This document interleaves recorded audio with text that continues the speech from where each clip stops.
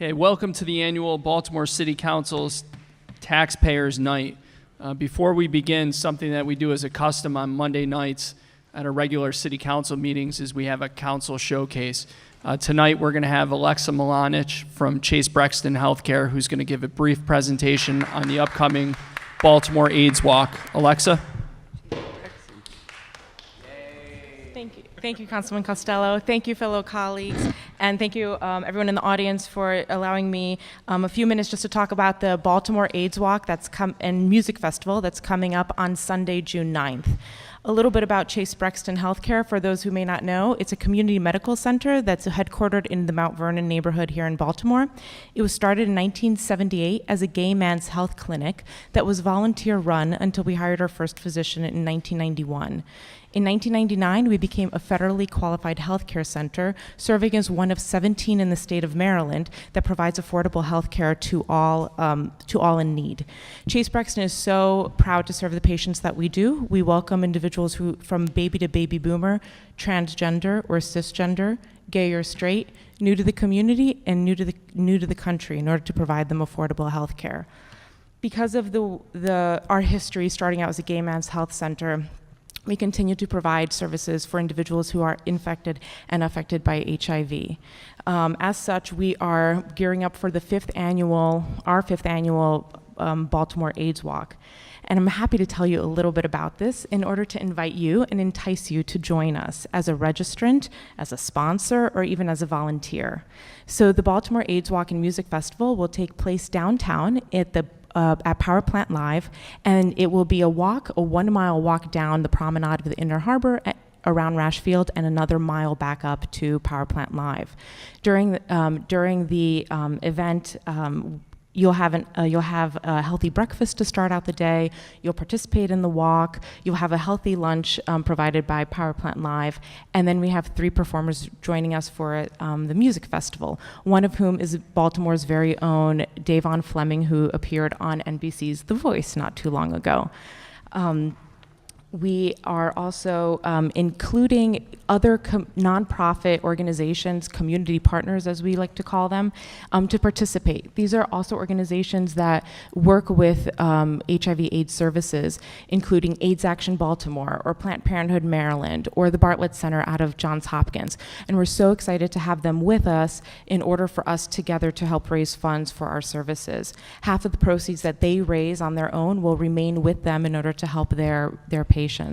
The proceeds that Chase Brexton raises will be used to provide medication delivery to our patients right to their doorstep.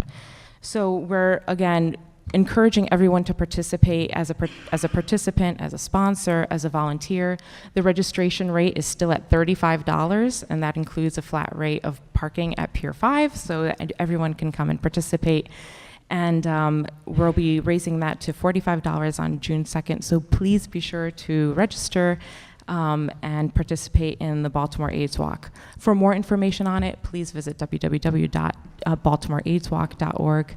Thank you again for the opportunity to be with you tonight. I very much appreciate it, and I hope to see you on Sunday, June 9th from 8 to 1 at the Baltimore AIDS Walk.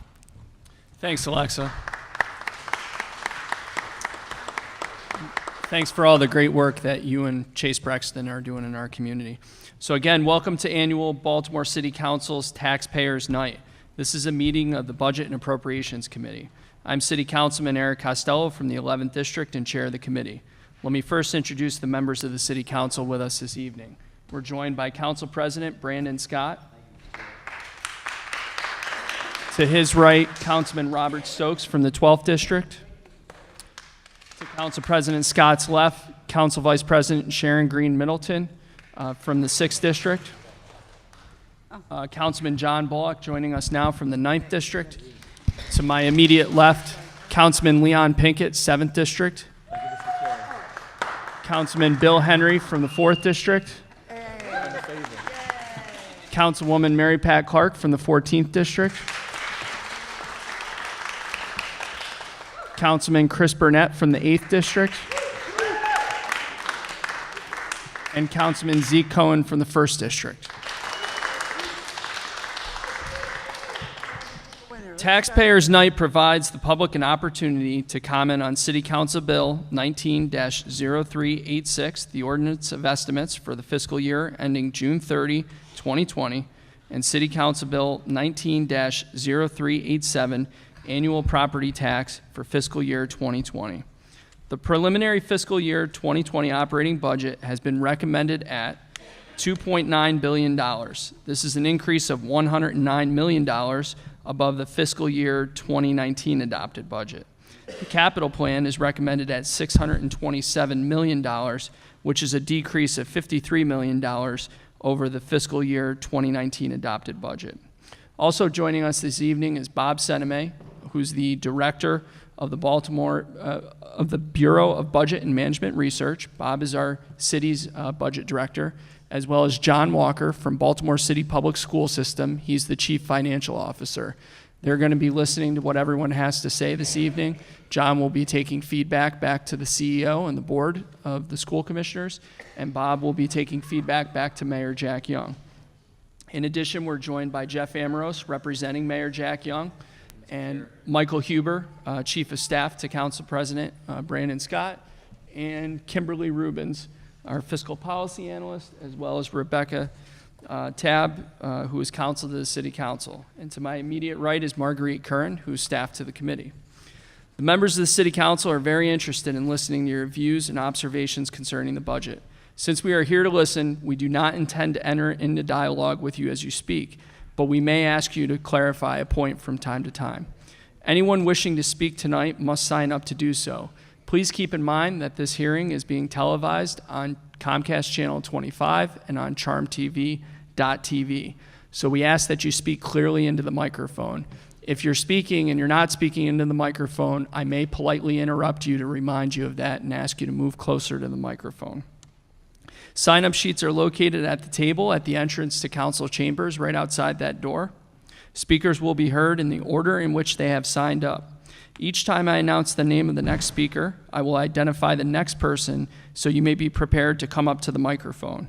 We ask that you limit your remarks to 3 minutes so that everyone has an opportunity to speak. Time will be kept by staff, Matt Peters, here at the front of the room.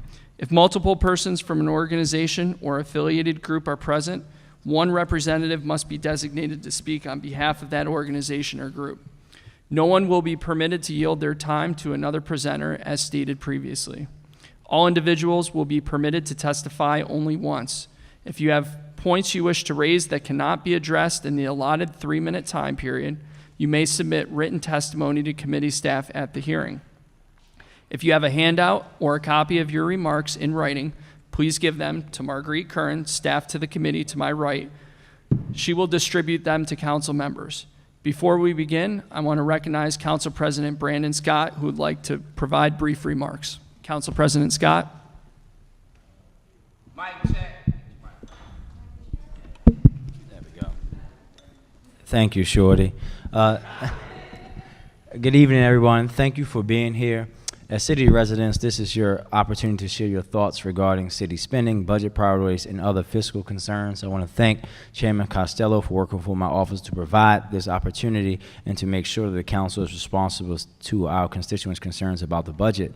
I also thank the citizens that have taken the time out to come to City Hall this evening to share your thoughts. I think this is a very important night of each year, but I also wanted to say that Councilman Ed Reisinger couldn't be here tonight because of a family issue, but we know that he's been working diligently to help the folks at the Filbert Street Garden, and we fully support the efforts in which the councilman is undertaking. So we just wanted you guys to know that before we started. Thank you. Thank you, Mr. President. And finally, I ask that anyone with a cell phone please turn it off or to vibrate or to silent. Now let's begin. Let's start with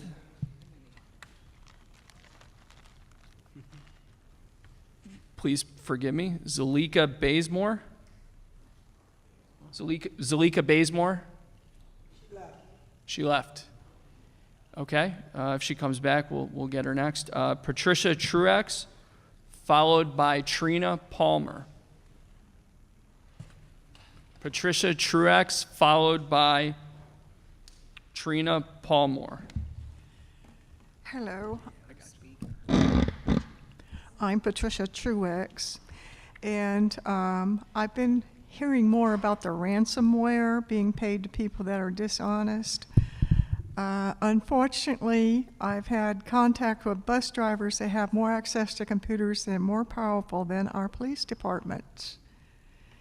They record telephone calls and use it for harassment purposes. I have been a target myself.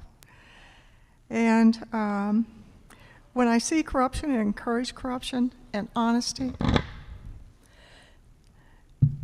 is not valued, we can be held hostage for more money, and it will raise our taxes because there is greed on every level when people get paid money that they technically did not earn. We need honesty as a virtue to keep all levels of our taxes to a lower level. Why should we pay for corruption? Next up, Trina Paulmor.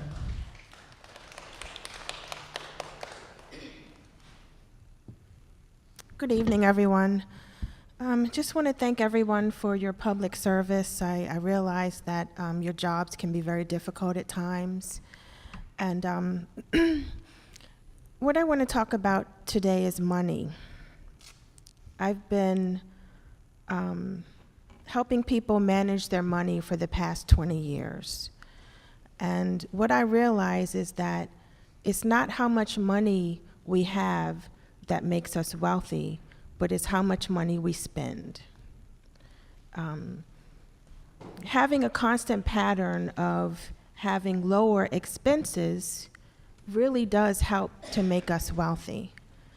And what I'm seeing in Baltimore is that people always want more money. We need more money, we need more money, we're always short.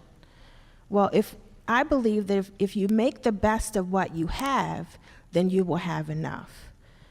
And I want to focus on Councilman Brandon Scott's proposition of getting the $15 million for the to study structural systemic racism in the policies and the procedures that exist in our society as a whole, not just Baltimore.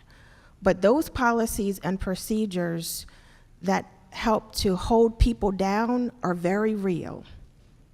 That they are very real. I just left a meeting with Midland National Life Insurance Company, and the gentleman said to me, well, if you give somebody something for free, then they're going to keep coming back, and they're never going to grow. That's a myth, and it's a lie.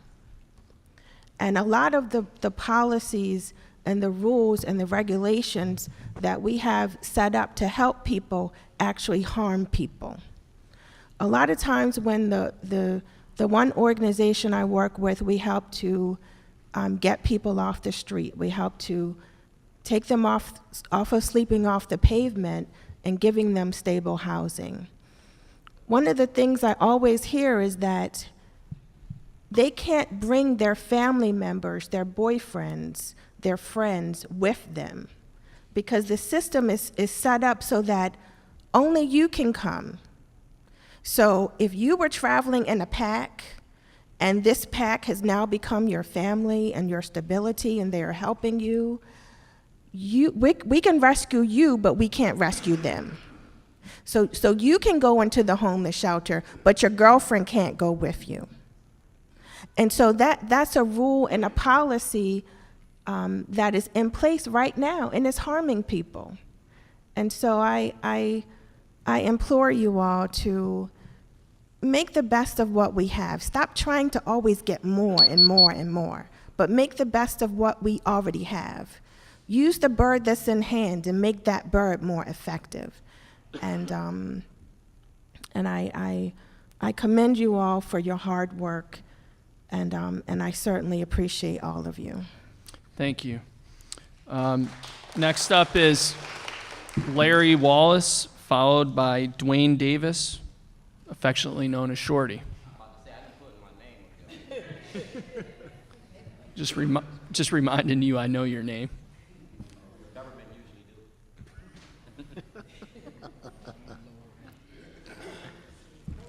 How you doing? I'm Larry Wallace.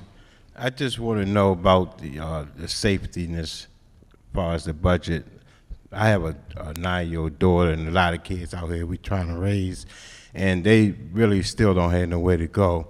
As far as in the harbor, no swimming pools where they can go at.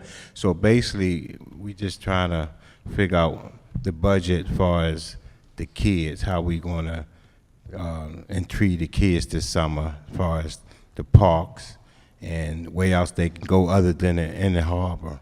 Because, you know, a lot of people out here trying to raise kids and the kids don't have nowhere to go. Like we grew up, we used to play baseball at the Weeds. I'm trying to get a baseball team out there, at least about 15 teams out there so we can have the youth baseball team, little league and big league. I've been to your office several times, so I'm trying to do that. Like Rafiki Park, they have baseball field. So if we can, you know, stay intact with the kids, we can have a safer city, and we also can talk to the people who can go into the neighborhoods and ask the kids what they want instead of we telling the kids what to do. So we can do a budget for that, and we can make the city safe. Thanks. Thank you. Dwayne Davis, followed by Triquel Jackson. Mic check. All right, I might check the room. I might check the room for a reason, because when I speak, I want to be heard. All right? Now, before we had this Taxpayers Night, I spoke to Councilman Pink and I spoke to Councilman Yitzi, right? Showed y'all some information, right? It's I am Dred Scott. Blacks have no rights in Baltimore City in which white people respect. And we don't address racism in Baltimore City. Even though we got a black city council, we don't address racism. Racism don't exist without black cooperation. You feel me? Now, in this conversation I was having, we was talking about mass incarceration, correct? We was talking about your ties to ALEC and the money that the city council, you know what I'm saying? The 13th Amendment, your ties to ALEC in the prison industry. That's what I got locked up for. On February the 2nd, 2011, I blew the whistle on Scott Schellenberger, Greg Bernstein, and Governor O'Malley's crime machine, zero tolerance and stop and frisk. Y'all messed up a lot of people's lives with that. Now you got the Department of Justice investigating something I told you about 10 years ago. You feel me? Y'all locked me up and charged me with terrorism. Had me in Spring Grove Medical Hospital. Right to this day, I'm homeless because of y'all. You feel me? But that ain't gonna stop me from what I'm gonna do to y'all. Because I'm coming after your money because you took mine. Under the Constitution, I went to jail. I had a jury trial. I won my trial. I was innocent of all charges. At the conclusion of a trial, I'm supposed to be compensated for my losses. I'm out $2.6 million. I owned a business, Shorty's. I was paying over $30,000 a year in taxes since 1997. You owe me, you're gonna pay me. Mic check!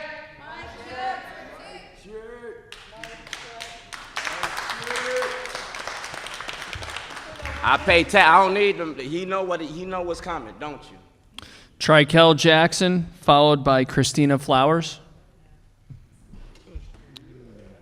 Triquel Jackson. I'll take a spot. I got some. Christina Flowers. Okay, we're going to go with Christina Flowers, and then we'll go to Triquel after.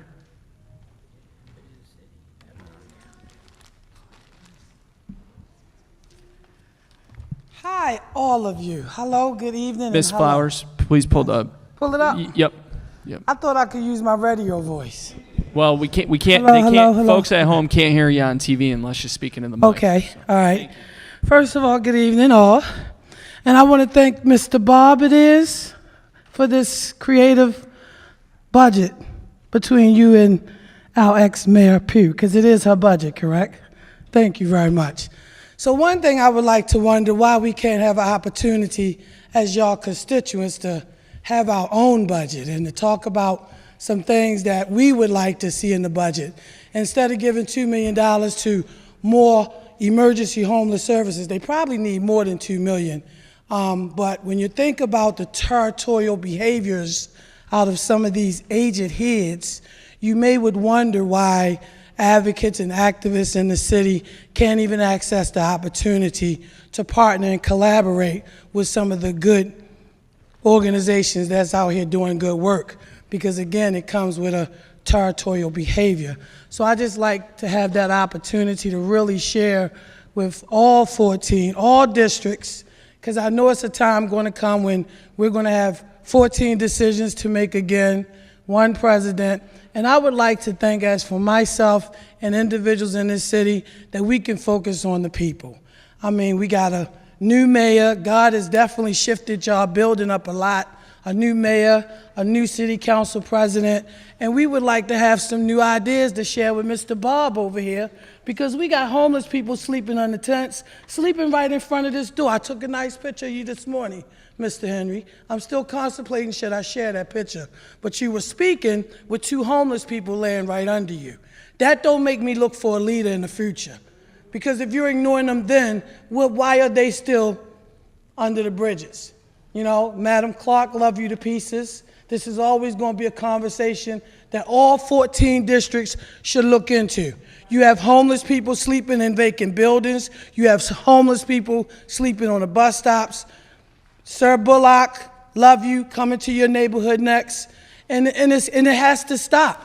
Like, if you guys don't want to lead us, then y'all have to leave. And that's a message from our President Kobe Little last night. I'd like you guys to know, I do got 44 seconds, as a part of the executive committee on the NAACP, y'all know I'm a thorn in their side, right? Because I'm looking for the advancement for colored people. And you know, we got a great president that's trying to clean up a big mess, and I plan to help him do that, because again, either y'all going to lead us or leave us, because our children are dying, and the sacrifice need to be made. Call some of these organizations together. Ceasefire, all of these nice, fancy public programs. Let's have a meeting at War Memorial. Ceasefire, Safe Streets. Y'all know y'all favorite. You know, Pew wasn't the only one sitting on the board with people getting favors. So we gonna stop acting green on our side. I love you guys to pieces, but we need better leadership, and I hope it can start with Mr. Bob. Look at this budget and give us a chance to have an input on it. I think everybody should have a chance for this budget, you know? Thank you very much. I love y'all.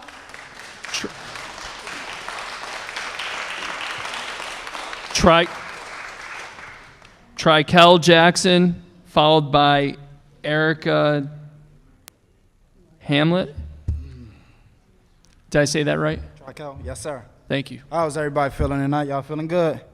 Well, basically, my name is Trikel Jackson, you feel me? I'm just coming here as a private citizen and have my concerns addressed, basically. You feel me? I'm 17 years old. I was born and raised in Baltimore City. You feel me? I currently live in McCullough Home, District 11.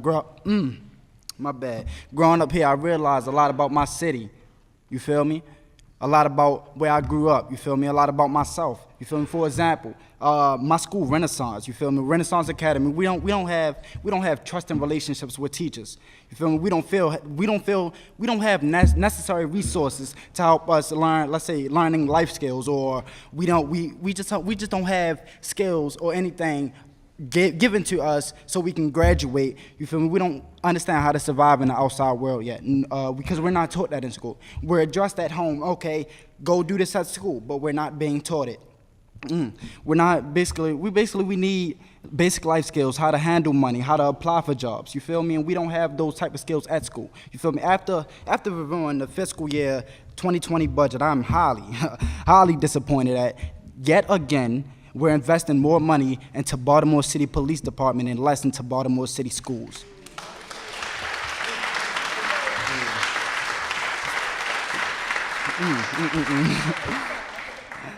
If we continue down this path, we'll continue to see the same issues, including students failing classes, not learning, dropping out of schools, resorting into a life of dangerous guns and filled streets that we have in Baltimore City right now. And if we constantly keep giving money to the police department, we're not actually we don't have any backup. We don't have what do they say? What evidence do we have that shows that the Baltimore City Police Department having more money shows that you feel me, like they're doing something with it. I don't see anything. You feel me? According to the Baltimore Sun's Baltimore homicide database, there were over 235 reported homicides in 2018 as of October 3rd, for whom a quarter of that were youth. Additionally, 80% of these victims were black youth, and 71 were black males. If more money was allocated to the Baltimore City schools, we would have the necessary tools and resources to help us evolve into leaders we need to be for our community and city. We would like to have programs that teach us how to handle money or how to apply for jobs. We would like air conditioning in our school. We don't have it. We need to feel as school was worth going to, like we have something there for us. Well, once again, my name is Charkel Jackson, and I'm so glad that y'all took y'all time out to listen to my concerns, and I hope that you consider implementing my solution. All right, Cal.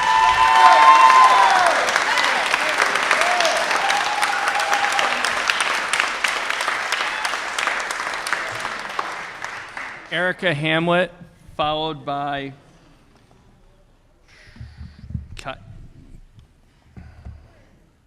Keyshawn Gordon. Good evening. There is a war going on.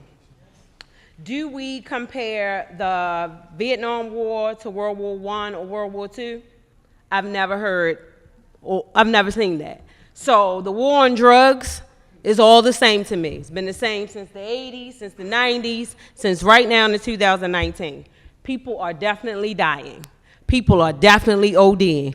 Pardon me now if I am not politically correct. ODing. I've seen my mother OD. There are children right now that have no education about drug awareness. I call Al-Anon to ask them, where is the Al-Anon in Baltimore City? There is none. We are out here fighting the war on drugs. Fentanyl seems to be at the top of the list. Doesn't matter to me, just let me in. I am trying to get the children of addicted parents some assistance in the war on drugs. Children that are directly connected to caregivers, parents, moms, dads, that are out here addicted, heavily on drugs, and children have no assistance. When parents go to rehab, they go for 30, 60, 90 days. Families are usually divided. The literature for rehab, for addiction counseling, is not geared towards children. I've written a proposal, applied for the Baltimore Youth Grant. A lot of that funding went to already organized organizations. The Girl Scout, the House of Ruth, not places like Port Discovery, not little people like me who actually have lived the life of a child of an addicted parent. The name of my organization is called The Soap. You know, I'm not trying to break the cycle of addiction. I'm trying to end the cycle of addiction. It is for thriving, healing, empowering seeds of addicted parents. We have to educate children. We have to support them. How do you walk up to somebody and say, my mom smokes crack, she's a junkie. My mom gets high, she shoots heroin. We need to create a conversation. We have to educate our children, make sure they are knowledgeable. We need to be providing them with Narcan because they are the first line of defense sometimes before 911 gets there, because in our community, 911 takes between 15 to 30 minutes to get there. So people's mommies are dying because they are ill-informed. I'm just trying to get in the door. I'm begging to get in the door. Children are at the harbor, 400 of them, right? Children are out in the street. They are homeless. They're hungry. And this is a prime example of what's going on. There's a war on drugs. Let's help everybody that's attached to the war on drugs.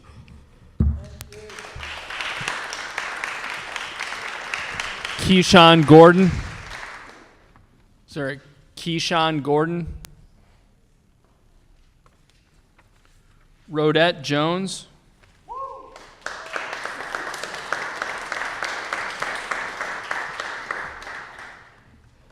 Good afternoon. My name is Rodette Jones. I am the manager of the Filbert Street Garden. And today I'm come to let y'all know that we are still kind of held hostage with our situation with the Filbert Street Garden. Right now, the Department of Public Works, they promised us a deed for the land, and they didn't tell us when they're going to give us the deed to the land. And right now, I'm trying to put pressure on Department of Public Works so that they can actually give us the deed to the land. You know, it's like when, you know, we need to know. We are just in limbo at the moment. And I don't know what to do, where to turn. And I'm asking you guys, can y'all give me some help in reference to that? You know, it shouldn't be rocket scientists that the Filbert Street Garden do a lot for the community. We have educational programs. We have a compost collected project that's at the garden. We have a bee project, one of the largest bee projects at the garden. We do educational resources for the kids there. It's an educational space. And we are still in limbo, you know. I just don't know where to turn. Does it help? Help me, help me. That's all I want to know. Help me. You know, so, you know, it shouldn't. I mean, all the alternatives, you know, they said that they're going to put a water filtration plant there, but then they said that they have looked at other alternatives for that water filtration plant. So, like, I'm still waiting, you know. If they want to deed us the land, just give us the deed. That's all we're asking for is the deed so we can move further. It's adopted lot, but the city promised, you know, I have it in writing, they're going to give me the deed, but we still haven't got it as of yet. Okay?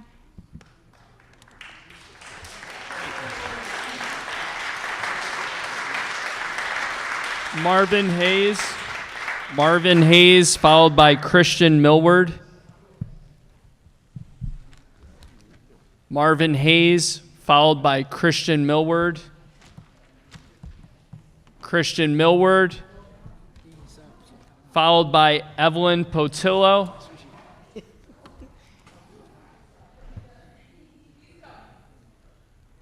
Okay, and that's okay, you're Christian Millward? Yes, I am. I'm Christian Okay, Millward. followed by Evelyn Potillo.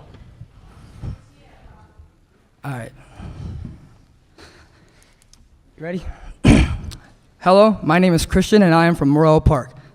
I, along with fellow South Baltimore youth leaders, launched a Zero Waste Challenge at our youth symposium back in March. I wanted to thank you on the council who have supported zero waste and moving past the Bresco incinerator. The Filbert Street Garden is at the center of our transition to the zero waste citywide in Baltimore. I first paid a visit to the garden in the 12th grade. I went to the garden to learn how to compost. By this point, the garden had been there for 10 years and became an institution of Brooklyn and Curtis Bay. The garden is an oasis in an expanding food desert. Today, our oasis is in danger of displacement. Director Rudy Chow wishes to use the garden to build a water pump station, even though there are 3 better locations to use for the pump. We do not and will not be forced to choose between clean water and land ownership. We can have both.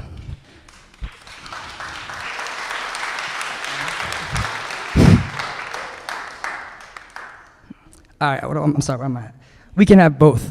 We have issued an ultimatum to Rudy Chow, which ends today, to transfer the Filbert Street Garden into a community land trust. This deadline is passed. We have hoped to deliver good things. Unfortunately, we have received no response. We have come here today to ask the City Council to assist us in saving our garden by doing everything in your power to turn the garden into a community land trust. Thank you. Evelyn Potillo. Evelyn Potillo, followed by Edith Gerald. Evelyn? Edith Gerald is up next. Sorry. Hi, I'm Evelyn Portillo. I just want to give you guys folders so you guys can learn more about the garden.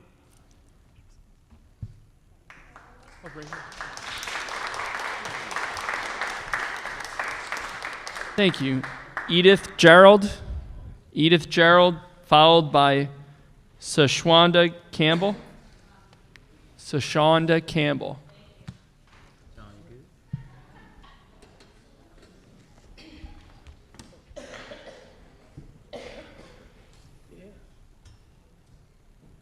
My name is Edith Patricia Gerald. Miss Gerald, can you pull the mic up? Thank you. Okay. My name is Edith Patricia Gerald, and I've been at the garden. I was there a season after they. So if they've been there 10 years, I've been there 9 years. And it's a lovely place. It's a lovely place for you to grow things. I have a lovely garden. I would like for you to see my garden. But lately they've been talking about taking away our garden, and I say, don't take away our garden, because we have some it's our outlet. Whenever I get tired, or whenever I go to the garden and work, and before I know it, it's time for me to go. So I want to keep our garden. Okay, thank you.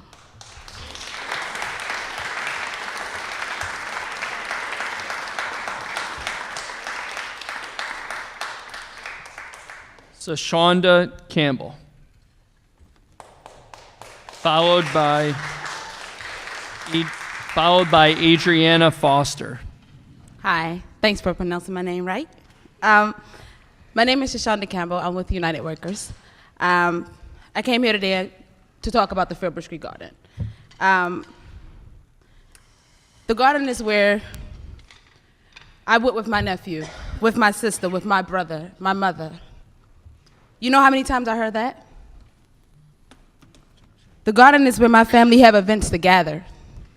You know how many times I've heard that?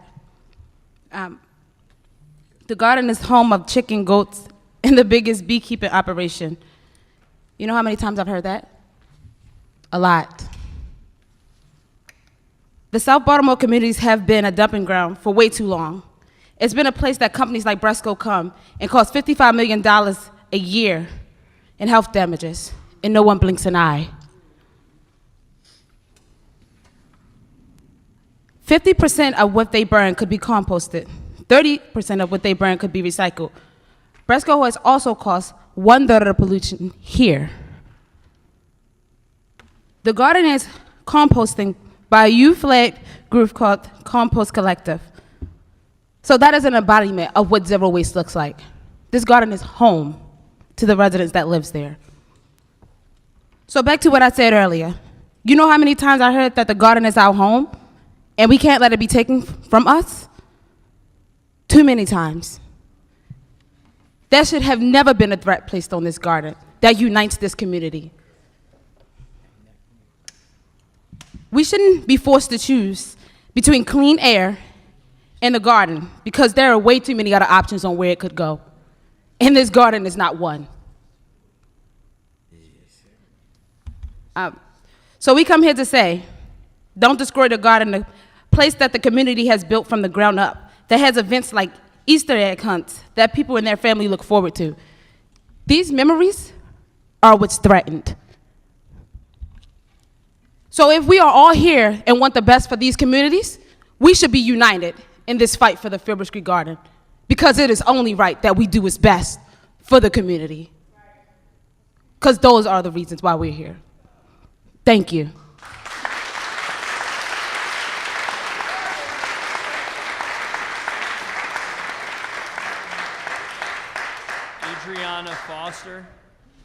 Adriana Foster, followed by Rafiki Morris. Hi, so my name's Adriana Foster. This is Ronald Rucker. Hi, Ronald Rucker. We're both members of Charm City Land Trust. Yes. I want. Sir, can you please come up to pull the mic up? Okay. You got to talk. Yeah, I just want everybody to know that I appreciate just being here, but I wanted to say that I'm a member of Amazing Grace Church and Charm City Land Trust, and I just want us to know that as far as the Filbert Street Garden too, that compared to Amazing Grace Church and everything, the area back there, it's really like therapeutical. It's a resting place. It's like you know when you were young and you smelled the dirt and looked at the ants and little bugs and stuff like that. I mean, and really, it's really trust me, it's like a hospital. It's, you know, so it's very important to have that throughout the city, because everything is concrete, asphalt still, and it's sort of like a taken away from just nature, the way things should be. So, And I just wanted to say that as members of a community land trust, we've had our green space for 20 years. So it's been a place where people have been able to go consistently and been able to revitalize their own communities and have the space to meet the needs of neighbors in food access, in education, in being in nature. And so really the main point that we want to make is that we need to protect these spaces that we have in our communities because they're important and they're valuable to the people who live around them. And the only reason that we're able to have security in the space that we have is because it's a part of a community land trust. And so we just want to say, as members who are in a land trust and who value the Filbert Street Garden, please help us to put the Filbert Street Garden, to protect it, to make sure that the folks that have been investing so much into that space and into their neighbors are able to continue to do that and save the Filbert Street Garden by putting it in the South Baltimore Community Land Trust. Thank you. Thank you.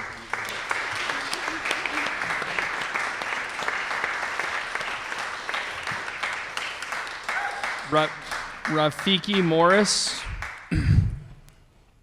followed by Anyinye Alhiri.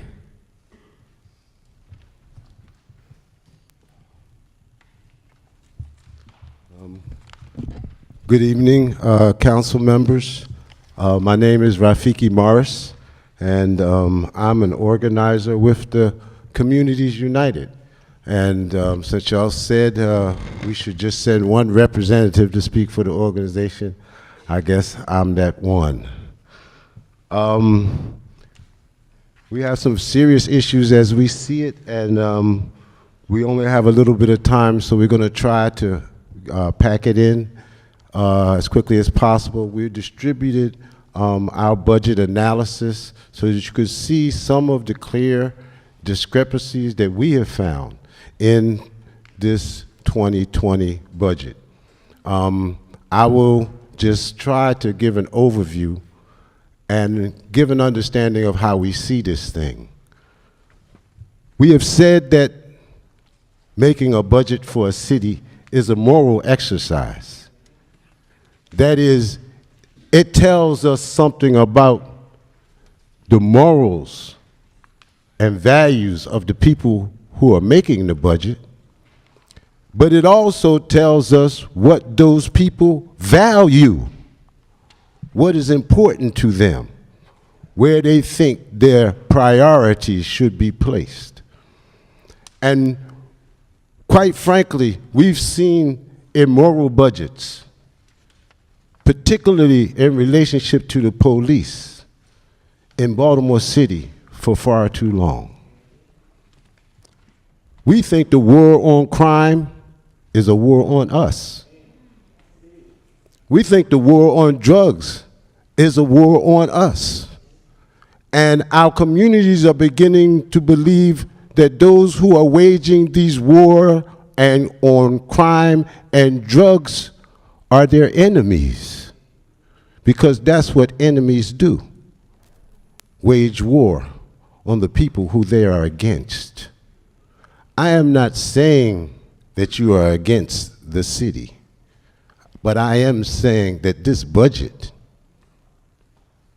this police budget, this 26% of the general fund is against the interest of the city, ethically and morally.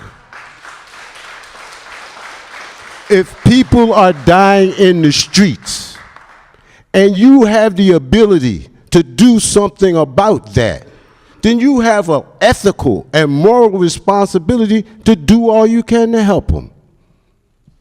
But not in this budget.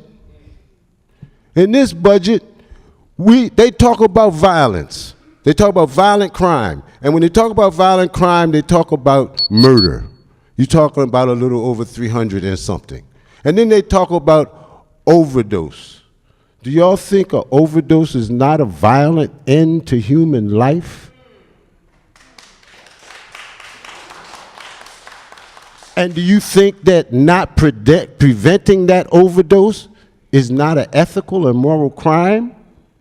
Well, it is.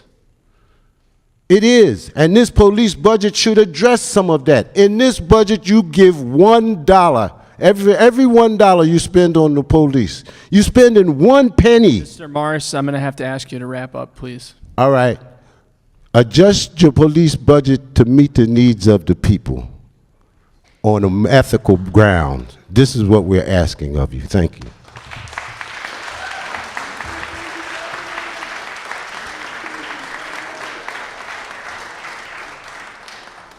Onyinye Alhiri, did I say that right? Yes, you did. And followed by Kawana Donna. Kawana, I'm sorry. Can I start? Yes, please. Okay, cool. Hi, my name is Onyinye. I live in Upton. I grew up on the west side. Nice to meet you, councilperson. So I'm here to follow up on what Rafiki said and others have mentioned, which is that I'm concerned with how much money is being spent on policing in this proposed budget. I think I've looked over facts, and the one that stands out the most to me is how 8 years ago in 2011, the police budget was about a quarter of what is being proposed for 2020, and yet that was the year that we had the lowest murder rate in 40 years, since the 70s. So I wonder if, actually, not even just wonder, I really doubt that policing is the solution to the problems that we're facing. And I don't mean eliminate them entirely, at least not right now, but it's just clear to me that as police spending increases, so does the crime in our city, which is the exact opposite of what it's supposed to do. And in economics, they call that the law of diminishing marginal returns. So if we're talking about money, like, you're not getting what you pay for. What else do I have to say? Just a small reallocation of these funds, a small amount, like 2% of that money, could go to schools, could go to housing, could go to public works, and would have a large impact on people who are committing these crimes that we're putting them in jail for and putting cops out on the streets to prevent, which they're not, because I walk by North and Penn every single day. You can get your drugs, you can see the cops right across the street. It's not gonna make a difference. I'm just being real. So I want to find another solution, and I think you have to do that by addressing root causes instead of just trying to put a Band-Aid on the situation, so to speak, and put people away, because they're going to come back out and they're going to just keep doing it, or they're going to learn how to do it from inside. So,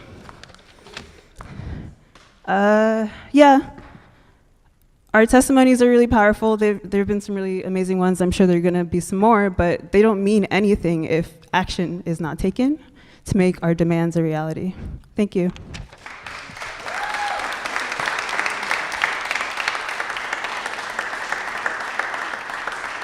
Kawana Donna, followed by Stephen Copeland. Good evening, everyone. My name is Kawana Donna, and I have people who I love that use drugs. Many of us do. They're active users right now, and I currently live in the Gilmore Homes neighborhood, but I was born and raised Lexington, 1990s, so I actually watched the drugs come and take over. Watch the drugs come and take over my neighborhood. So I'm 36 years of age right now, and every day I see people dying in my neighborhood of overdose. I can literally see you today, tomorrow you're dead. I live in a complex where we're finding people in our vacant buildings, which are right now in the city's trying to help us get that under control because they're tearing down the walk-ups at Gilmore. So I'm just here to talk about how I feel as though the money that is being spent on the policing should be at least given some to harm reduction. Because at the end of the day, everyone has someone in their family that is addicted to drugs or has some type of addiction. And at any given moment, it could be your family next. So most people don't die alone. They don't just choose to say, hey, I'm gonna go get high today and I'm just gonna die by myself. They're in situations where they're getting high with people that are their peers, their friends, family members. But at those moments when they OD, those people don't want to be accountable for the family saying, well, you're the reason that this happened, or to be just responsible for someone else's death. So what I'm asking for today is, like, please, please, please, please, please, and I'm begging you because, again, I'm a child of 2 drug-addicted parents. I would love to see more money go into harm reduction, Narcan to be in every city, every street, every corner, for them to give some type of education to smaller children like this lady just said. again, I'm a product of these things. I had something written down, but everyone else's testimony made me feel from my heart. I raised 6 siblings on my own. I'm still raising them now. I feel like I'm a grandmother when I'm only a big sister. But because my mom and my dad wasn't there for them, and we didn't have no resources to help them get through these things, I think today is the reason why I was here today. First testimony I have ever done in these type of things. But from the bottom of my heart, I really truly believe that our kids need so much more, because this is the new norm and it should not be normal. Our kids are desensitized in our city. They see people dead on the ground. They'll walk by and keep on playing ball. They don't think that this is just something that, oh, this is a sad event, or it's family members of theirs that they will hear people say, oh, because your mother died because she OD'd. But they don't think that that's nothing wrong with that. That's traumatizing our babies. They're giving our babies more things. They have a handicap. So when they get to school, these children are acting out because they need medicine. Them babies don't need medicine. They need a little bit more love and attention. Them babies need a little bit more people in their life that's consistent, that's going to make sure that they're going to be okay. So from me, I just want to see that we actually look at it from the school standpoint. We need more money for our education. That's a must, because we have better educated kids, we'll have better people in this society. They grow up to be better people. If we have these things to help teach them about what's going on in their household, like that lady say, we are some of the first ones when these people OD. You might be a 9-year-old child, have to pick up the phone and call 911 for your mom. They might take too long to get there, but you just watch your mother take her last breath in front of you. So today, I just want you all to open up your heart. Think about it. It's one in every family, and it could be yours next.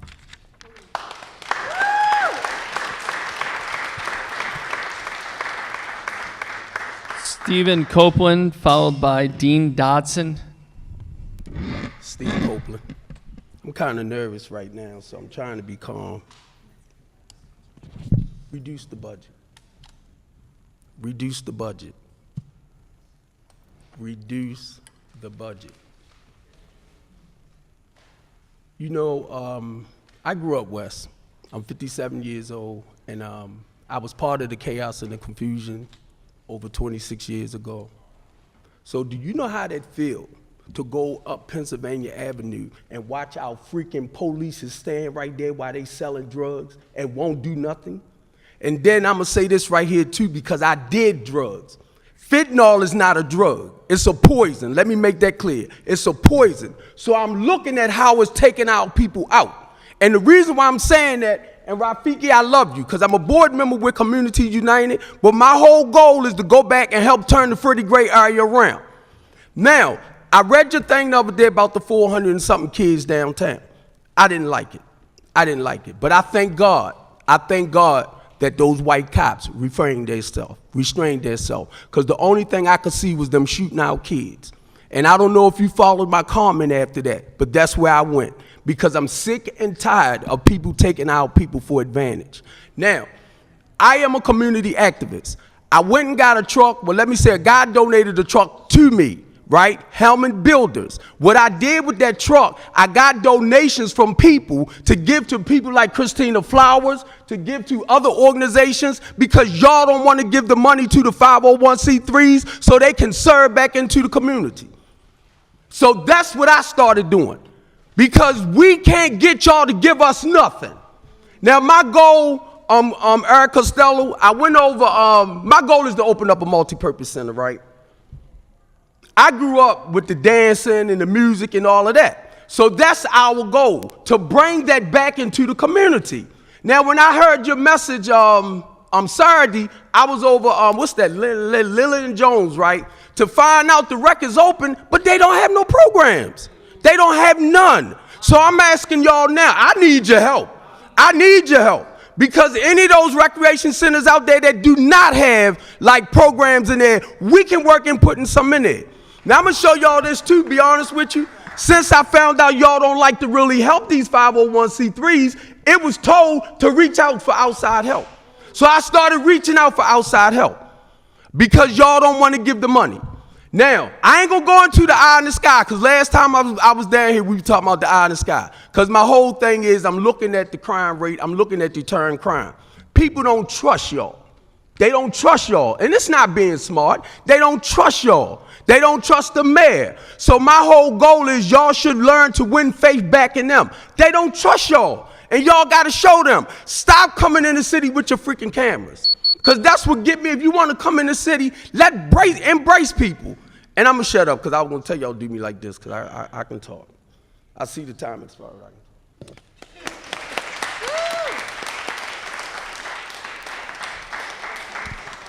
Dean Dodson, followed, hang on, sir, hang on. Followed by Cynthia Gross. Please be sure to speak into the microphone so the people watching on TV can hear you, sir. Good evening, City Council. I'm Dean, and I'm a member of 1199 SEIU, but more than that, I'm a concerned Baltimore City resident. Hey, Brandon, congratulations on your new appointment. Hey, Shannon, Chris, John. And I call these council people out names because I personally campaigned for them, because I believed in them, and I still do. Okay, I don't know who bright idea was to put up bike lanes, but I'm LMAO. Maybe 1% of the city uses it, and all it does is cause confusion. It's blocking up all the traffic, and now they're putting up trees. And I'm saying, who bright idea was this? I mean, y'all, that money we use for something else. But anyway, we're here to talk about the budget. Every one of you council members has one issue in common, if not more than one, and that's crime. We all can agree to that. And it's fueled by drugs, okay? Y'all can't solve that problem. Crime goes up, add more police. Crime goes up, add more police. It ain't working. When's the light bulb gonna go and say, hey, we gotta try something different, right? The only way we're gonna solve our drug issue, and y'all might not want to hear it, but I'm gonna be honest with you, you're gonna have to legalize drugs. That's the only way. I'm sorry. And yes, I did say that. We feel we need to allocate more money from the police budget to housing, education, mental health, and other issues that are affecting the residents of Baltimore. Baltimore Police Department, $536 million. Housing, $84 million. Education, $375 million. Now, let me ask y'all, does that sound fair to y'all? Come on. Because if it sounds fair to y'all, I am so sorry I voted for y'all. You know, my mother always told me she'd take a common sense person over an educated fool any day. Let's use a little common sense about this proposed budget, because we have a great opportunity right here, right now. We can change things, you know. We ain't locked into this budget that we have now. We can say, oh, let's go back and look at some stuff. Maybe we can pull a little money, a whole lot of money from the Baltimore Police Department, because like I said, it ain't working. I'm not upset with any of you council members because you're not part of the issue. You're the solution to the issue. Thank you for your time.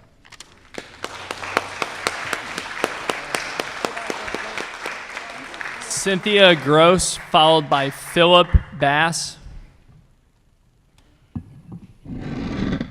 Good evening. My name is Cynthia Gross, and I'm a lifetime resident of the 13th District in East Baltimore. So I agree with a lot of what everyone has said today. I just want to point out something that I believe has been working in the city government for a few years, and that's a small program called Be More Beautiful. It has been a tremendous help to communities on the ground to help keep areas clean and green, to help engage residents, to create relationships between older and younger residents in the community. And I believe that that's a place where the city can put money to really see a return on its investment. So I agree with a lot of what's been said. I think less money should be given to the police, and more money should be put into programs that really, really help grassroots organization improve the city. But I wanted to highlight Be More Beautiful because I believe that is a program that is working in the city that you all can take some lessons from and apply to other programs to help build capacity across the city to address issues that we're all facing. And that's it. Thank you. Philip Bass, followed by Lawrence Brown. Good evening, Council. First of all, I'd like to thank the Council. 2 years ago, I came here and complained there was no playground in my community, and I'd like to thank the Council for working together, especially Councilman Burnett, to make sure that there was a playground at Mary Robin Recreation Center. But I have another issue, right, that's not exactly congruent with what I've been hearing tonight. Okay, I live along a quarter along Emerson Avenue. Okay, within that quarter, from Hilton Street to Athol, there are 3 schools within 100 meters of Emerson Avenue. Sir, you're from Baltimore City Schools, right? I'm a taxpayer. I have seen zero zero ideas to utilization of solar energy along that corridor. Each one of those schools get 120 degrees of sunlight, okay? Those schools, excuse my bonding, are clocking doodle-dum dollars with respect to sunlight. And I see no strategy, okay? Think about it, you have a shrinking budget, but you're not taking advantage of the energy that these schools could be using, okay? Now, there's a mandate with respect to HVAC in schools. If you utilize solar, you could cut down the cost and cut down my property tax, okay? But I don't see a strategy anywhere for Baltimore City schools to do this. And on a personal note, okay, I don't think the people here realize it, but in West Baltimore, I believe we have been redlined with respect to obtaining solar power in our community. I contacted practically every solar company that I could find to get solar at my home. I have good credit, okay? I own my property, and no way could I obtain solar. I see people coming around knocking on my door talking about, yeah, sign this and you can get solar power to come to your house. I want to own my own, okay? Look at what's going on in Baltimore City right now with respect to IT, all right? Now, suppose that happened with the grid. I want to be prepared. And if they have a policy here that's going on where the city's being redlined with respect to solar, I think it is incumbent upon the council to look at it because, I mean, this is going to be a big issue.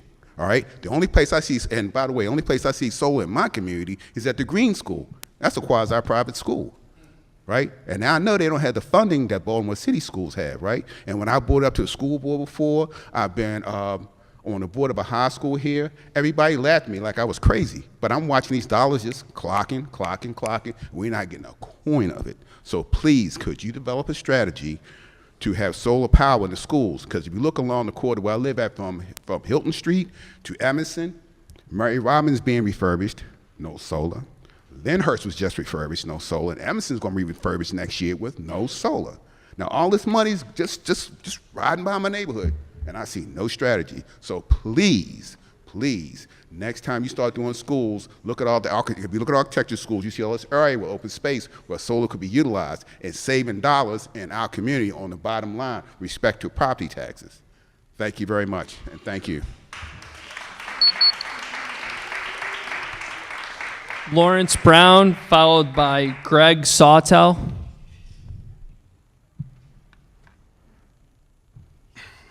Hello, my name is Lawrence Brown. I'm here today to lift up and echo a lot of what we've heard already today. Mr. Jackson from Renaissance Academy spoke very powerfully to the need to take money away from the police and put it into other areas. We spend more on policing, $530 million in this proposed budget, than we do on health, housing, arts, parks, workforce development, and civil rights combined. And what that means is that we have an apartheid budget. We support apartheid in Baltimore City. Baltimore is already a Category 5 hyper-segregated city, and we've been segregated for over 100 years. Racial segregation started in Baltimore, 1910. Baltimore Mayor John Barry Mahul, started it right here, and we have not desegregated yet. And the desegregation that we need is not necessarily residential, although that is important, but we need to desegregate the budget. We need to desegregate resources so that the black butterfly has the resources and the opportunity that the white L does. And we aren't doing that. We have to do better as a city. And I think one way that the city council has to do that, because I understand the city council doesn't have a lot of budgetary power, but this is the time to actually put legislation into place that will actually change that dynamic. This is the time to do that. And you all are moving much too slowly. The mayor has been replaced. Now it's time to get busy. Put legislation into place, councilman, that will actually eliminate the Board of Estimates and put into place the participatory budgeting that people do want. We need that. I'm also here to support the Filbert Street Community Garden because it is, as some people say, the Wakanda of South Baltimore. It is a beautiful space. It is a space of possibility, a space of hope. And community gardens, in addition to what the sister said earlier, it also helps with crime in terms of a busy streets theory. When people are busy in a community working on a space, that helps to drive down crime. It helps improve health, mental health, physical health. It helps communities to grow their own economy. It's a winning strategy. And you all could help push and make sure that that Filbert Street Community Garden remains in the hand of the Curtis Bay community. We have to do that.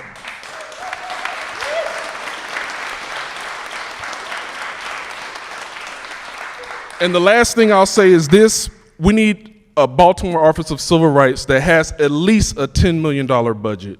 And those equity bills that you passed, Council President, they should be in charge of enforcing it and making sure that we have equity in Baltimore City. Thank you.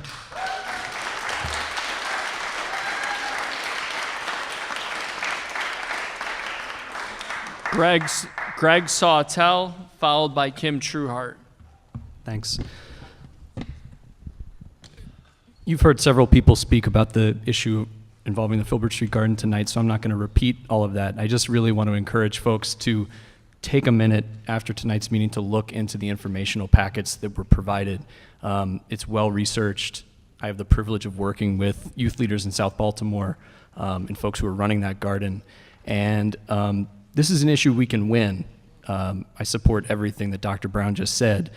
The garden is part of a much larger set of issues that we need to do, but we have to get the details right. We have to build trust, showing that in situations where we have an apparent tension between land use, then we need to look a little deeper. And so when DPW is raising the very real need to build a water filtration system, and it turns out that there's available parcels of land to do that development, we've got to figure out a way to resolve this. And we can do it if we do it. And the concern that we have and we continue to raise is we have not figured it out yet. It's a sign to me of a system that's paralyzed when it's confronted with what might seem like a relatively small or simple matter.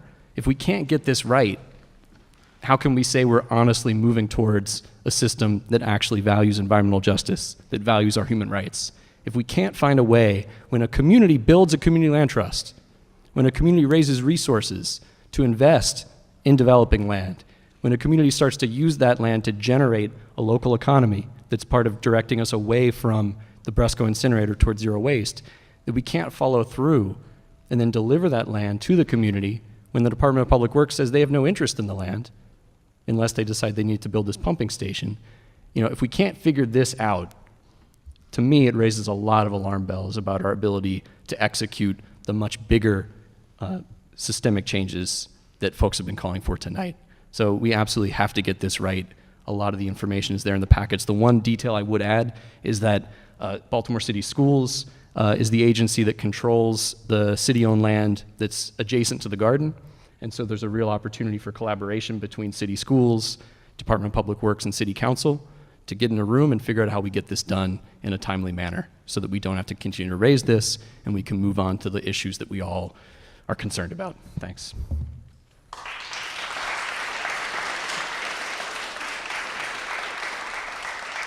Kim Trueheart, followed by Kay Goodwin.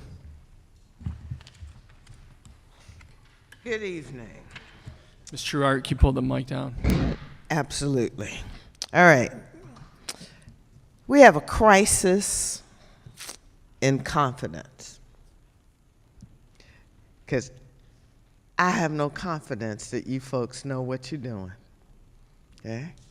And so at some point in time, we got to get an elected body that's going to represent us, that's going to uplift our children, going to create an environment where we thrive, and y'all ain't it. And that's sad. That really disappoints me, because some of you are some very nice people, right?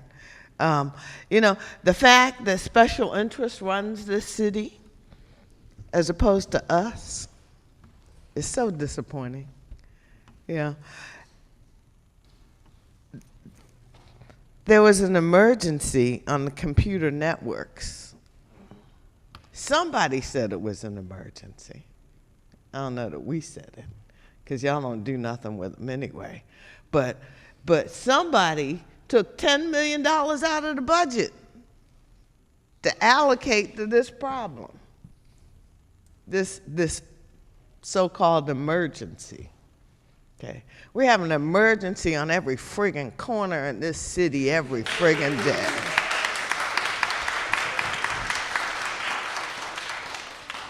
Saturday night, we had 6 teenagers arrested. 6. 4 of them got charged with assaulting each other. They ain't assaulting nobody else, each other. They were fighting each other. There was 1 alleged robbery, okay, and 1 disorderly conduct, okay. But we sent how many police? I ain't even gonna go there, because y'all know that police budget is wrong. Anybody with a brain knows it's wrong, especially when you don't invest in our young people, and that's why I'm here. It is absolutely time to invest, because our new mayor, he started up this thing called the Office of Children and Family Success. Fund it. Put money in that office so it can do what its mission is. Children and family success. Invest in the people. We need year-round jobs for our children. There's a proposal to do that. Make sure it's funded. We need trauma-informed recreation centers. We went from 150 down to 43 rec centers. Make sure the people in those rec centers love our children. We need a comprehensive strategic plan for our children. We've been asking for it. Let's put a strategy together. Okay, 2 more points, please. We need auxiliary school safety teams. Our children want to be safe in buildings that we call schools. Y'all ain't figured out how to make them safe, but they got ideas. Let them do it. The Mayor's Scholars Program needs to be fully funded. And whatever you need to do to support the ACLU and the Legal Defense Fund and their lawsuit against the state of Maryland for underfunding our schools, you better get off your butts and you better do it. Because if I got to go down to Annapolis alone and you're not beside me, then I'm going to make sure you're going to lose your job. Kay Goodwin. Kay Goodwin, followed by Kelsey Luce.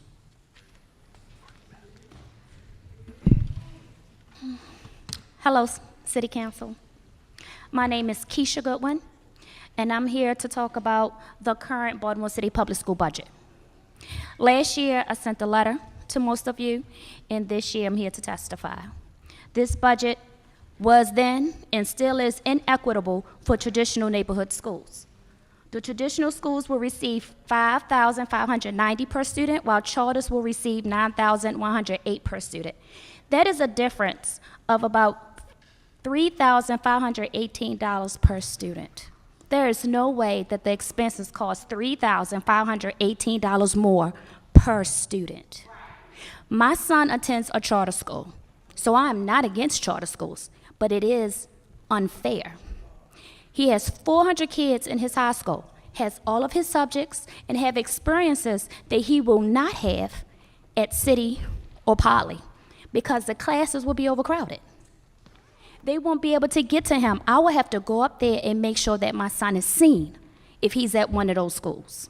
So the product that our traditional schools have are good, but when you add more students, you burn out the teachers and you weaken the product, and that doesn't happen in our charter schools. Last night, I attended an open school charter school meeting. The chair asked the people that was applying to be a charter, why do you want to be a charter school if you can do all of these things as a traditional school? The answer was sustainability. You cannot sustain quality programs in a traditional school with the way that they fund them. As an engaged spectator, this just validated my experience as a parent and as a product of Baltimore City Public Schools. I'm trying to figure out, why does the city council keep going to Johns Hopkins University, Towson, and everybody else to be on one of your committees to try to tell you what to do with black children? It has failed us.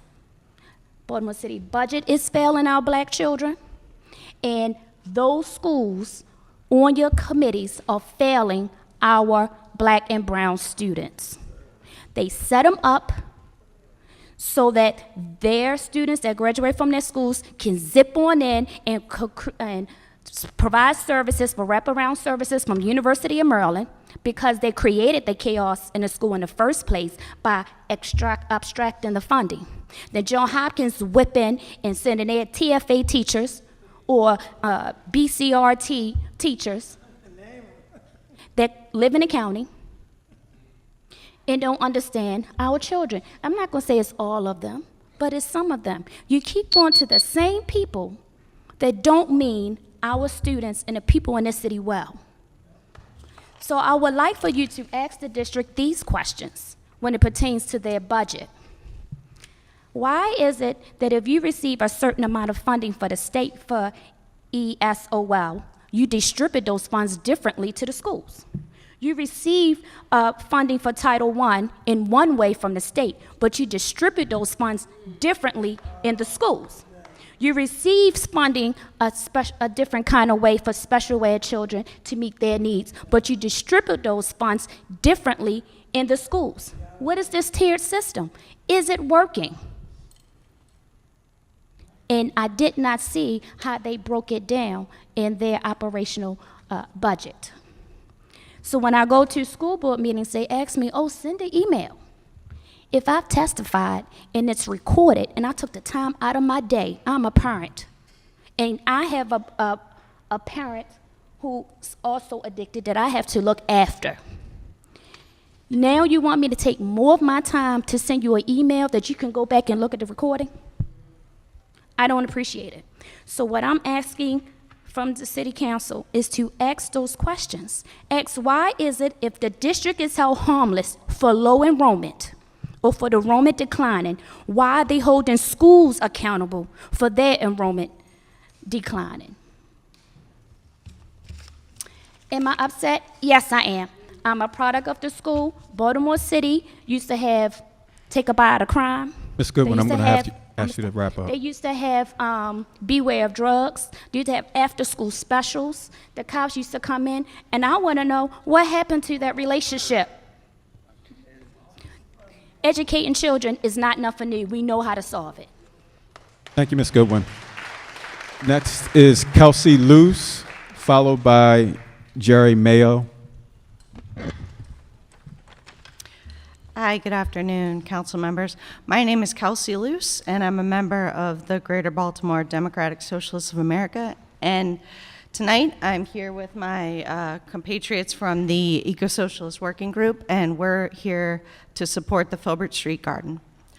Very briefly, our group seeks to empower climate and environmental justice advocates in the Greater Baltimore region and advance an eco-socialist perspective in environmental justice movements, the DSA, and the greater left. We believe community gardens like the Filbert Street Garden are foundational to the ecologically just future we're working toward. In the interest of ensuring the continued success of the garden, the land must remain in the hands of the community members whose labor transformed a useless, empty lot into a vibrant sanctuary for people and animals. Our working group recently had the pleasure of touring the Filbert Street Garden with Miss Rodette Jones, who you heard speak earlier.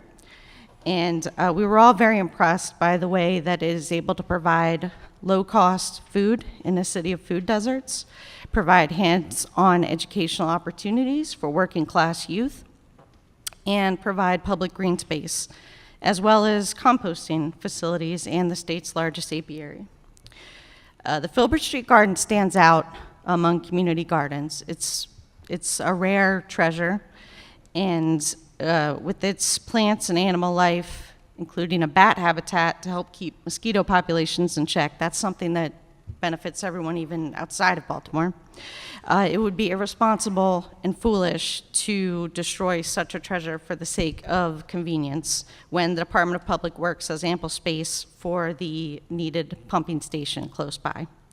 Curtis Bay residents have put years, I believe it's a decade, of sweat equity into the garden, and they have built extensive infrastructure on the lot for the good of the community. In the interest of the health of both the Curtis Bay community and Baltimore as a whole, we call for the city to give the Filbert Street Garden the deed to its land. Thank you.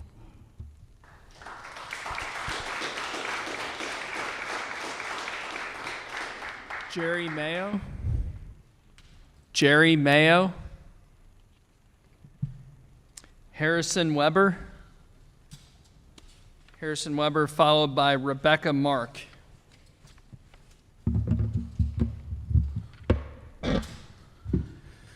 Good evening, everybody. My name is Harrison Weber. I'm here on behalf of National Nurses United, National Nurses Organizing Committee, and the Coalition for a Humane Hopkins. Now, that last organization you might recognize from reports that have come out in the Baltimore Sun over the past week, also reported in The Guardian and the Washington Post, that Johns Hopkins Hospital is engaging in a reprehensible practice of suing its own patients for medical debt. I'll get back to that in a minute. I'm actually here to talk to you tonight about the revenue side of this budget equation, specifically about an agreement commonly referred to as PILOT, standing for Payments in Lieu of Taxes.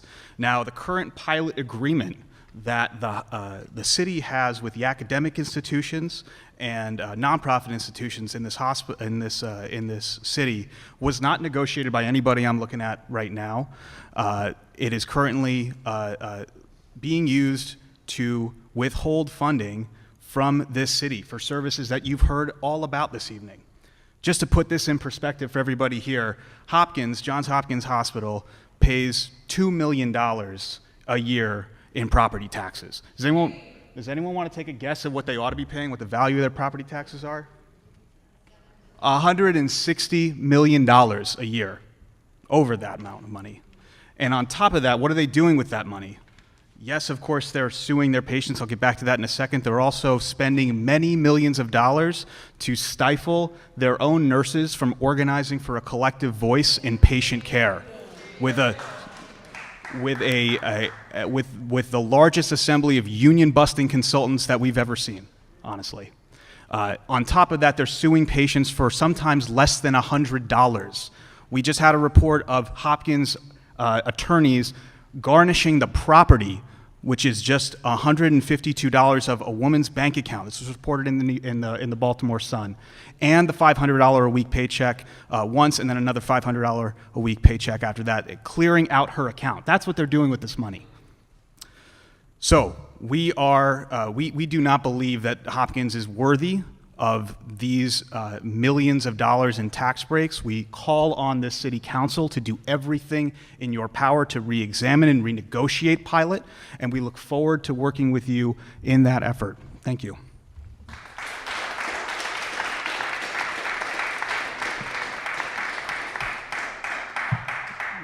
Rebecca Black, followed by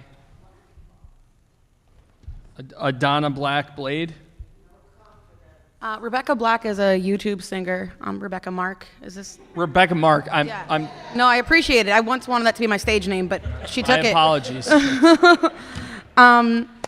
So greetings to President Scott, the City Council, to Bob from the Budget Office. I wasn't planning on speaking, but I have some things I just really didn't want to leave unsaid. I have been living in Baltimore for almost 10 years, and I am in love with this city and committed to, like so many people here, committed to making it a more equitable place. I'm from New York. We've got just, you all know this, but Baltimore's got 600,000 residents. New York City has got 8 million. We outspend them so much in policing, and that's all.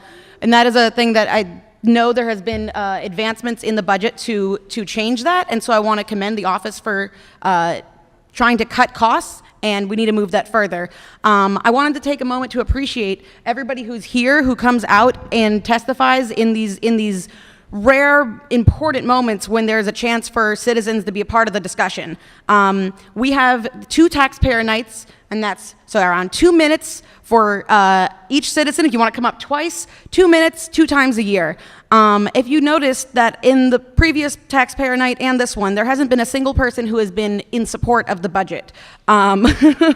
Because I think some folks who do have a lot of resources and are in support of the budget as the way it is, people who are in support of the status quo, I'm sure would have no problem being able to schedule a private meeting with the mayor.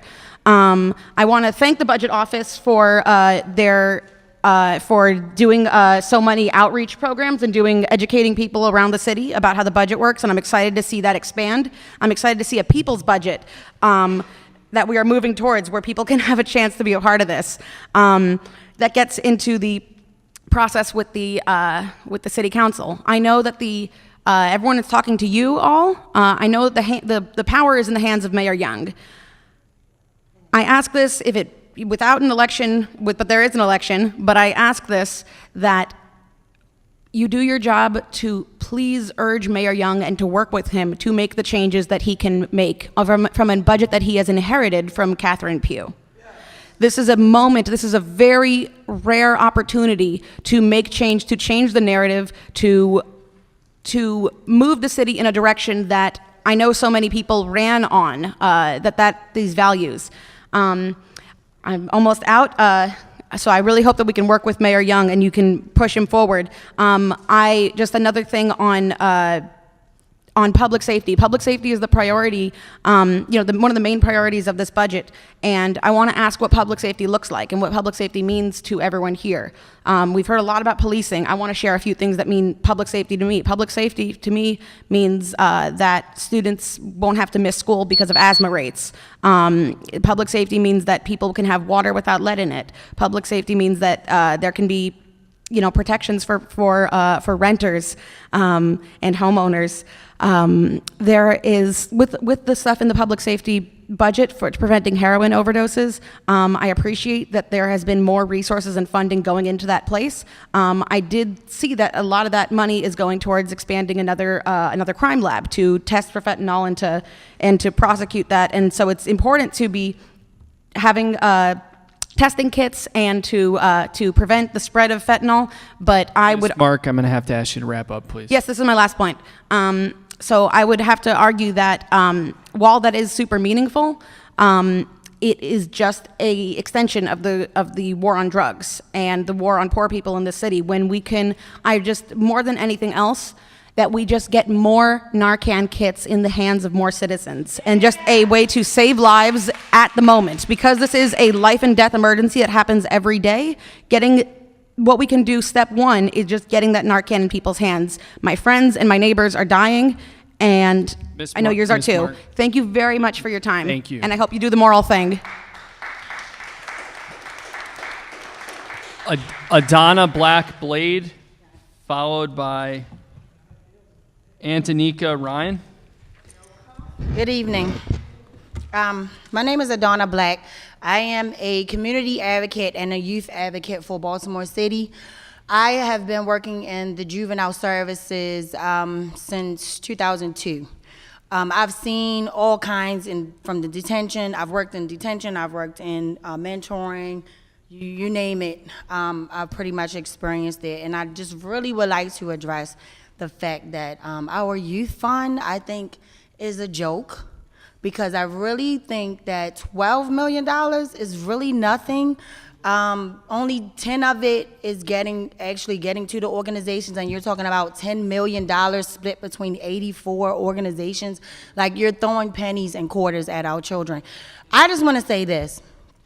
If we don't invest in our young people, and first it has to start with the education, because secondly, the organizations for youth were originally established to supplement what the young people were already getting through the educational system. So now it's kind of like everyone's kind of depending on the organizations to do what needs to be done for the children. We are not responsible for educating these children. The school system is. We're supposed to supplement what the school system is already doing for them. Unfortunately, we're like picking up broken pieces and trying to scrape things back together. So I just want to propose this. I really need you to consider the young people of Baltimore, because if we do not invest in our young people, they're going to get older, they're going to get bigger, okay? The 400 youth that were running downtown through the harbor, they have the right to be there. They have the right to be there. The thing is, if they're not educated properly, if they're not taught well, if they're not respected in the school system, and we don't invest in our young people, I promise you, you will regret it. You will regret it. You can't build enough barriers. There will be no boundary lines in Baltimore for the young people. It's a lot of them. So if we would make the greatest mistake of our lives to not invest in our young people. Give more money in the educational systems, make it fair across the board, put back in arts, music, and all the beautiful things that they're supposed to get in school, because they shouldn't have to have an after-school program to get music. They shouldn't have to have an after-school program that gives them the basic things that other youth are allotted in the public school education.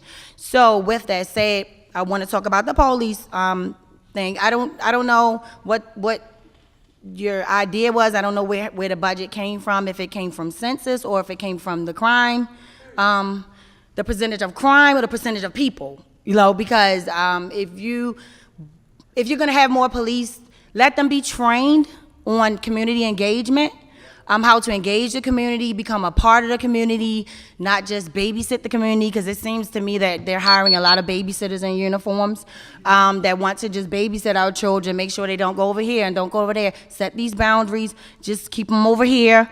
Don't let them come past here. I believe, this is what I'm seeing. So I just want to say, please, invest in the young people, because you can't keep them away. They're going to get bigger. They're going to get stronger. Okay? So really understand that if you do not invest in them now, we will all regret it later. I promise you. I promise you. Ms. They're Black, strong. Ms. Black, I need to ask you to wrap up, please. Okay, so I'm wrapping up. So that's what I want to say. I want you to consider this. If you have any heart, any children, any grandchildren, nieces, nephews, the same thing you want for your nieces and nephews and your children, give these children in this city the same opportunities that your children have, and you have the power, you have the resources to get it done. Please do it, or we will all regret it. Thank you. Antonika Ryan, followed by Charles Schaefer. Good evening. My name is Antonika Ryan. I am the president and co-founder of the Ryan Institute. I want to start by saying this quote from the Bible, Galatians 6:9 says, "And let us not be weary in well-doing, for in due season we will reap if we do not faint." I have been a Baltimore City resident, proud graduate of the National Treasure Morgan State University. Class of 2002. I am originally from Sacramento, California. I am married to a Baltimorean. I have 2 Baltimorean children that attend Baltimore City Public Schools. My company was a recipient of the Baltimore Youth and Child and Youth Fund. We are not one of the companies one of the big wigs companies that many of our proud affiliates. Ms. Flowers, I'm glad to see you here tonight with the Baltimore Unity Project. We are here for the advancement of black children, black and brown children in Baltimore City.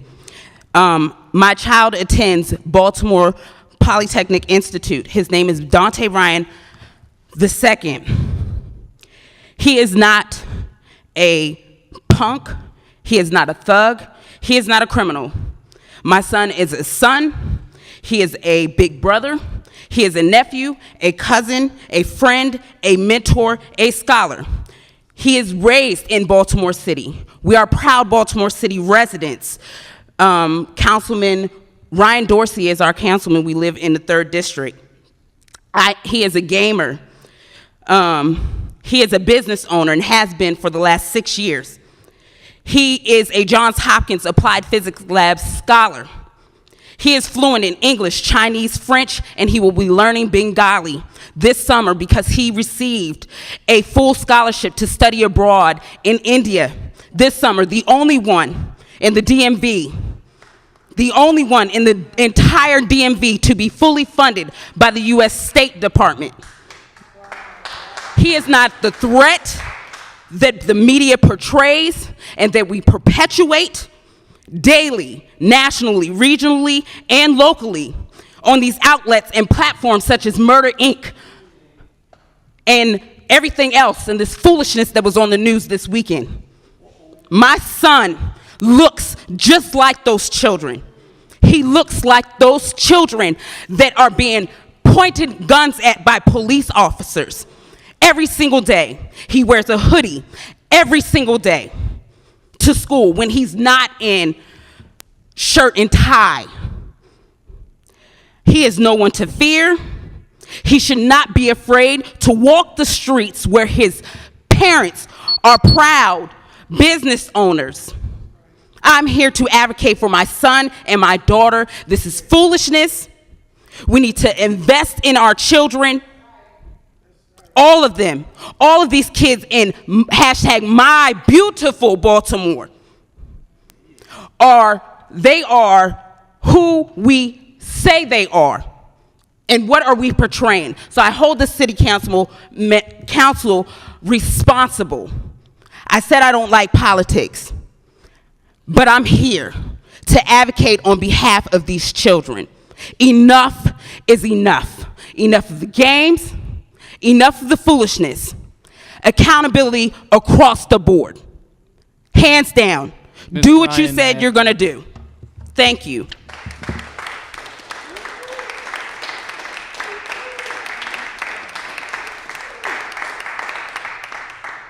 Charles Schaefer, followed by Deborah Wolford. Good evening. Couple weeks ago, maybe it was a month ago, I read a letter to the editor in the Baltimore Sun. Sir, can you please use the microphone? Make sure you speak into it. I read a letter to the editor in the Baltimore Sun saying something like this: you know, we've had this new police chief and for a while, and crime, we still have crime. Now, at first I thought, well, no, that's a silly thing to say. Who's going to expect a police chief to solve the crime problem in a month?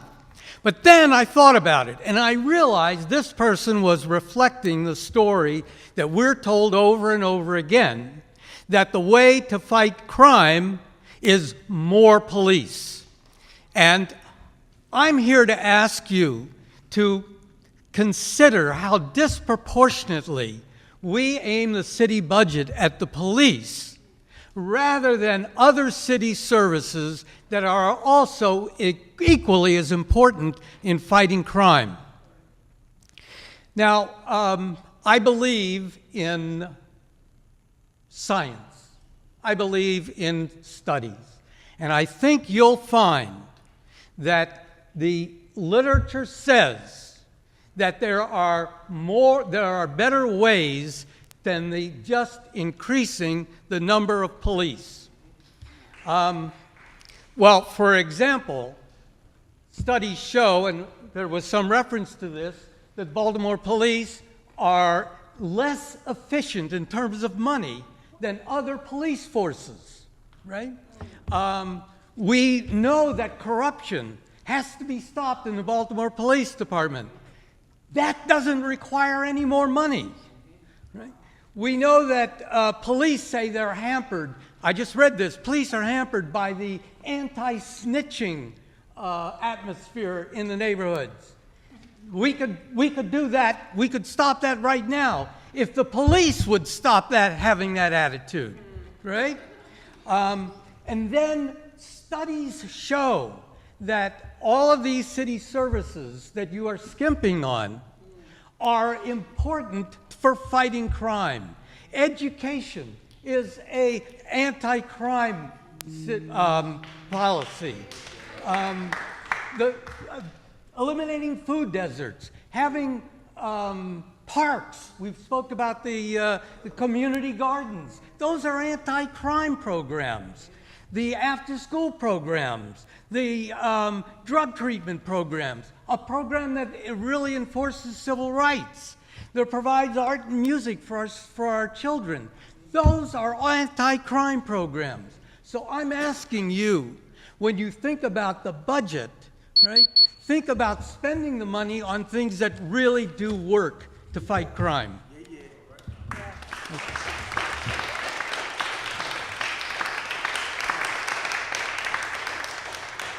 Deborah Wolford. Deborah Wolford. Beth Hawks.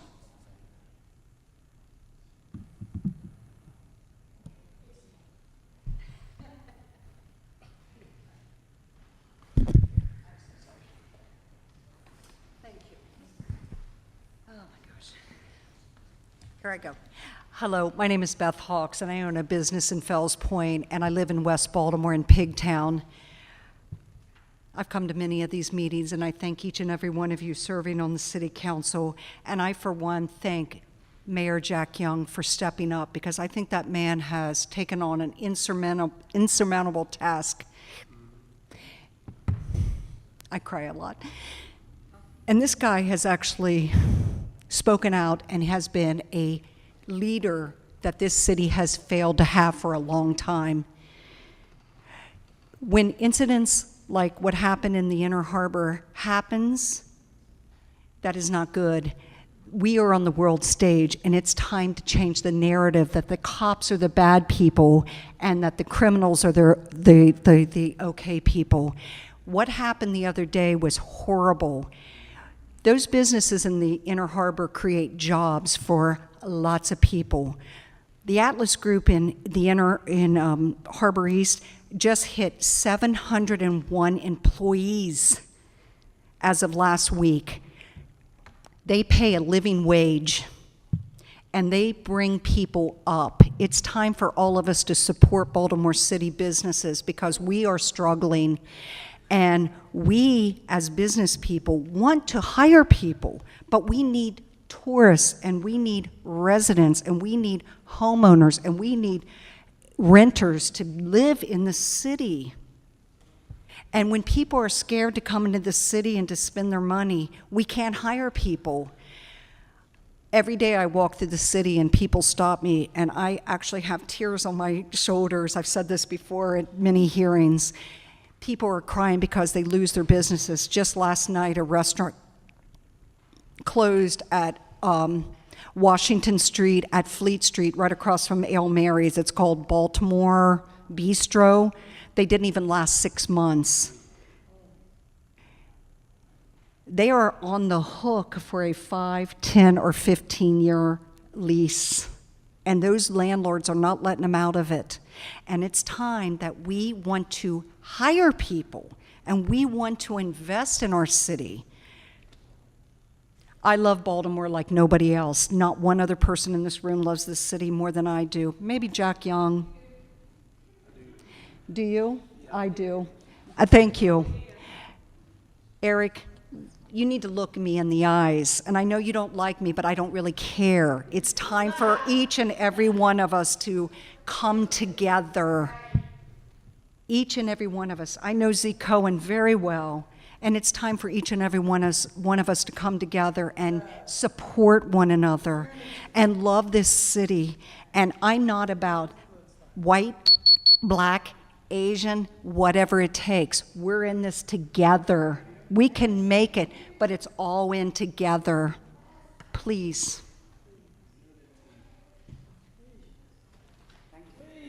That's all. Nichelle Henson. Nichelle Henson.